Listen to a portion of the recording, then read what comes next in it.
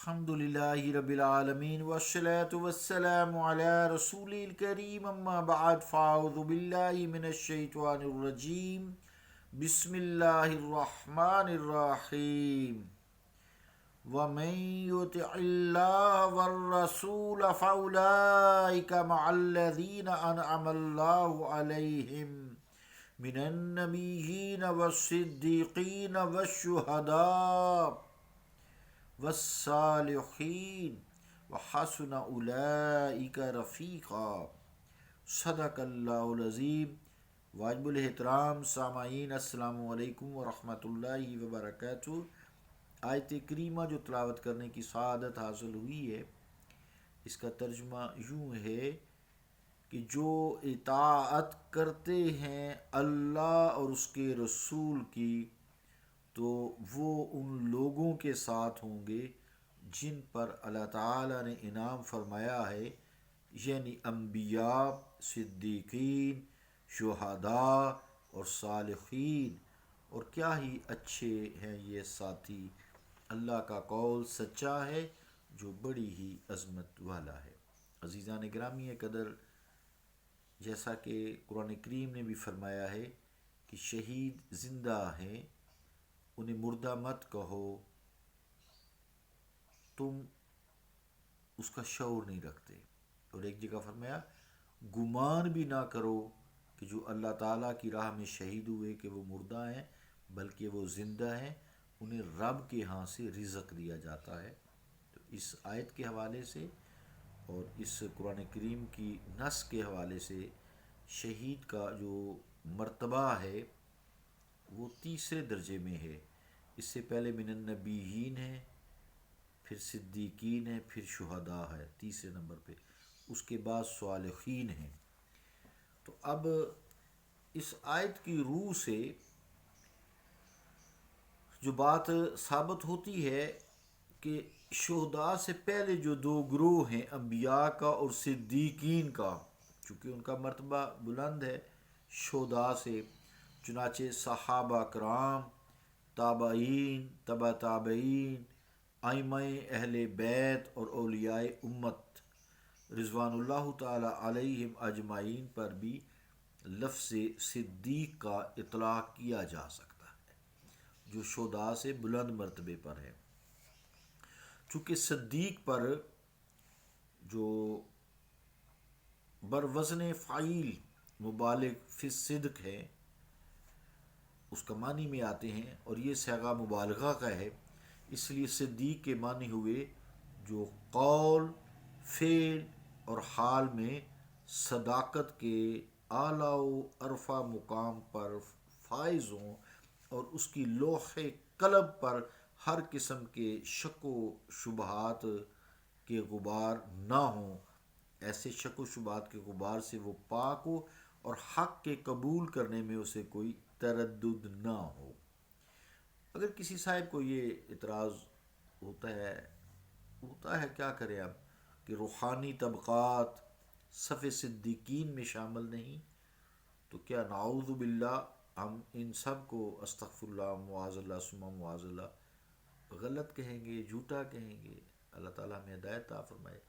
صدیقین کے لفظ کو جو اطلاق ہے، یعنی صدیقین کے لفظ کو حضرت ابوبکر صدیق رضی اللہ تعالیٰ عنہ تک محدود نہیں کیا جا سکتا، بلکہ اس کی وسعت بہت زیادہ ہے۔ صدیقین جمع کا صیغہ جو ہے صیغہ یہاں استعمال ہوا ہے،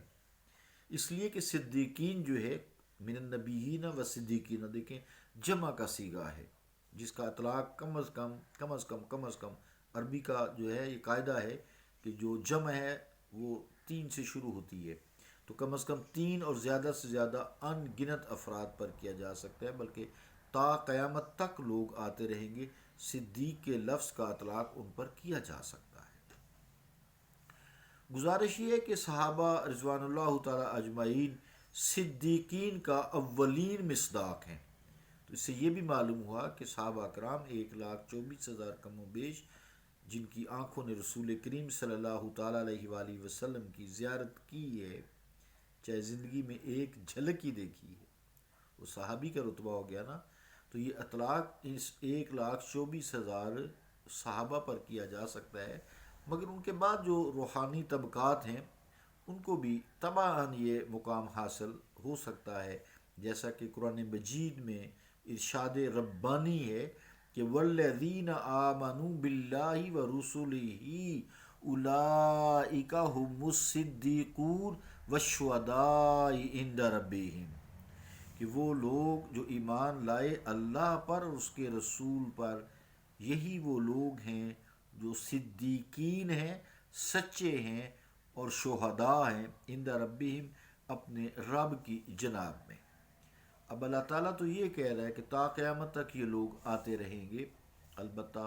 تمام امتوں میں حضرت ابوبکر صدیق رضی اللہ تعالیٰ عنہ کا صحابہ میں سے جو مقام صدیقیت ہے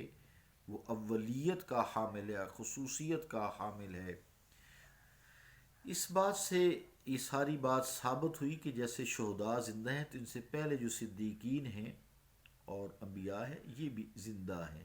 یہ بھی زندہ ہیں کیونکہ وہ اونچے مقام پر ہیں۔ تو ثابت یہ بات ہوتی ہے کہ رسالت مآب صلی اللہ تعالیٰ علیہ وآلہ وسلم پر ایمان لا کر محاذ جنگ پر اگر کوئی مسلمان جاتا ہے، وہاں شہادت اس کو نصیب ہو جاتی ہے، تو وہ از روح قطعی شہید ہوگا، قرآن کی روح سے نا، قطعی از روح قطعی قرآن کی روح سے وہ شہید ہے، یعنی زندہ ہے، جسے ہم مردہ نہیں کہہ سکتے۔ ولا تقولوا لمن يقتل في سبيل الله اموات بل احياء عند بل احياء ولكن لا تشعرون، بل احياء ولكن لا تشعرون، وہ زندہ ہیں بلکہ لیکن تمہیں کوئی سمجھ نہیں ہے، تمہیں فہم نہیں ہے، شعور نہیں ہے ان کی زندگی کا، اور نہ اس کے متعلق موت کو بھی گمان کر سکتے ہیں، زندہ جو ہیں۔ تو جس ذات گرامی پر ایمان لا کر اور ایمان لانے کے بعد وہ مرتبہ شہادت پر پہنچتا ہے،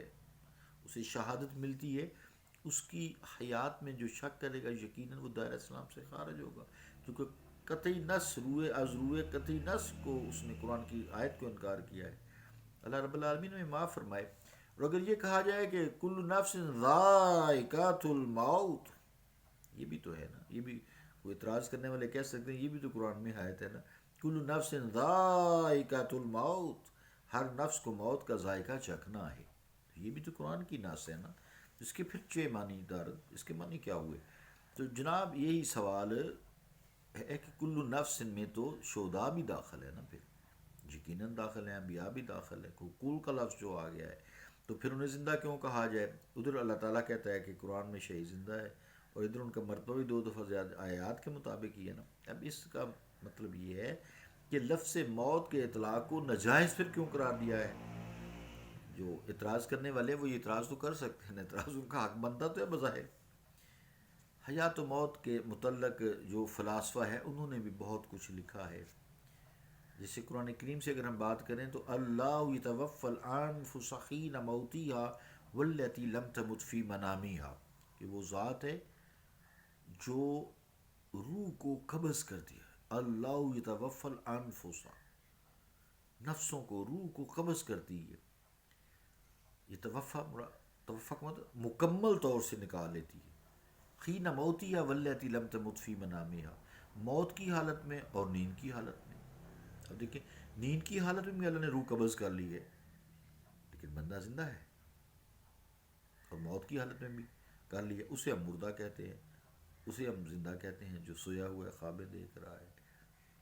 خراٹے لے رہا ہے۔ اب یہ حیات اور موت کی جو کشمکش ہے یہ ایک فلسفہ ہے، یہ عام لگتا ہے کہ سمجھ میں نہیں آتا، سمجھ سے بالا رہے، اور شاید حضرت سخی سلطان بہو رحمۃ اللہ علیہ نے بھی یہ بات کی ہے کہ لوں لوں دے وچ ذکر اللہ دا ہر دم پیا پڑھیوے ہو، کیتی جاں حوالے رب دے اساں ایسا عشق کمایا ہو، مرن تو اگے مر گئے مرن تو اگے مر گئے باہو، تاں مطلب نو پایا ہو۔ یہ مرن تو اگے مر گئے بہو بڑا اوکھا کم آ گیا، فرمایا نا موتو قبل ان تموتو، مرنے سے پہلے مر جاؤ۔ یہ جڑا پھر نفس مارے گا نا وہ یہ فلسفہ سمجھ آئے گا۔ تو بہرحال بہت سارے جو فلاسفہ ہیں شروع سے لے کے آج تک یہ موت کی کیفیت، زندگی کی کیفیت میں ڈاکٹر کیا، فلاسفرز کیا، عالم کیا، سارے لوگ لگے ہوئے ہیں۔ تو ایک ہندو ہے شاعر جس کا نام جو ہے وہ برج نارائن چک بست، جس کا نام ہے برج نارائن چک بست، اس نے موت و حیات کی تعریف پھر یوں کی ہے، سارے جو لگے ہوئے ہیں اسی کو سوچنے میں بھی یہ کیا چکر ہے، اس چکر کو اس نے یوں بیان کیا ہے برج نارائن چک بست نے کہ زندگی کیا ہے عناصر میں ظہور ترتیب، زندگی کیا ہے عناصر میں ظہور ترتیب، موت کیا ہے انہیں اجزاء کا پریشاں ہونا۔ دوبارہ سماعت فرمائیں، زندگی کیا ہے عناصر میں ظہور ترتیب، موت کیا ہے انہی اجزاء کا پریشاں ہونا۔ تو بہرحال یہ سب قیاس ہیں، ایک ترتیب اللہ نے دی ہوئی ہے، روح کے ساتھ جسم کو متصل کیا ہے، تو جب تک وہ سکون میں رہتی ہے زندہ ہے، اور جب بے چین یہی عناصر ہو جاتے ہیں تو پریشانی ہے۔ جب کوئی ٹینشن ہوتی ہے نا تو بندہ کہتا ہے کہ کئی خودکشی بھی کر جاتے ہیں، بے سکونی ہے نا، تو یہ تو زندگی نہیں ہے نا۔ سکون کی زندگی تو پھر اللہ بذکر اللہ تطمئن القلوب، سنو کہ دلوں کا اطمینان اس کے ذکر میں ہے۔ اصل زندگی تو خیر یہی ہے۔ وقت ہوا انشاءاللہ تعالیٰ کل اس کو تھوڑا سا اور کر کے تو پھر ہم انشاءاللہ رسالت مافصصوں کا جو فقر اختیاری ہے وہ کریں گے۔ صلی اللہ تعالیٰ علی رسول خیر خلقہ محمد وعلی آلہ وصحابہ اجمعین برحمتک یا ارحم